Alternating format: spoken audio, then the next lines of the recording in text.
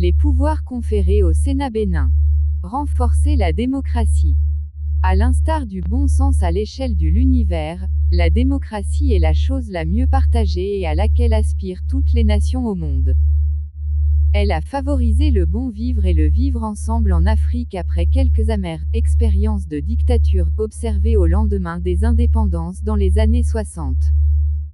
L'ère du renouveau démocratique arrivant dans les années 90 a permis de tourner progressivement les mauvais souvenirs de la dictature sur le continent africain. Néanmoins, beaucoup d'imperfections sont remarquées au fil des ans, d'où la nécessité de penser au renforcement de la démocratie. Cette nouvelle réforme de la démocratie va s'articuler autour de 3 axes principaux. Axe du pouvoir régulateur: l'animation de la vie politique en renforçant notamment l'unité nationale pour une parfaite démocratie au service du développement de la nation.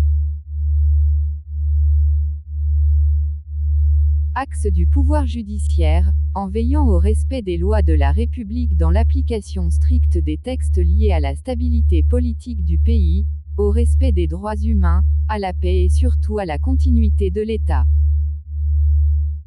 Axe du pouvoir de la défense et de la sécurité, en veillant à la défense de l'intégrité du territoire national, de la sécurité publique, veiller à l'application des sanctions liées aux violations de la trêve politique, soit en parole ou par action, susceptibles de porter atteinte à l'unité nationale, au développement de la nation, à la défense du territoire, etc.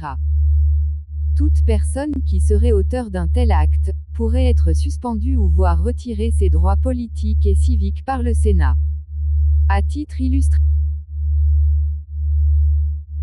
illustratif, un acteur politique qui déclare que le Bénin abrite des bases militaires étrangères, sachant très bien que c'est faux mais pour salir la réputation du pays.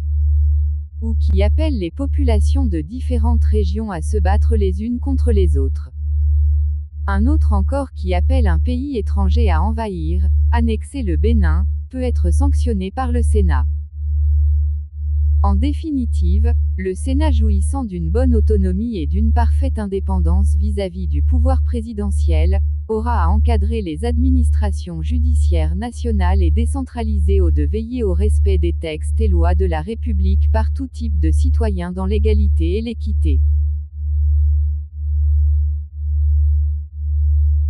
En définitive, le Sénat, jouissant d'une bonne autonomie et d'une parfaite indépendance vis-à-vis du pouvoir présidentiel, aura à encadrer les administrations judiciaires nationales et décentralisées de veiller au respect des textes et lois de la République par tout type de citoyens dans l'égalité et l'équité.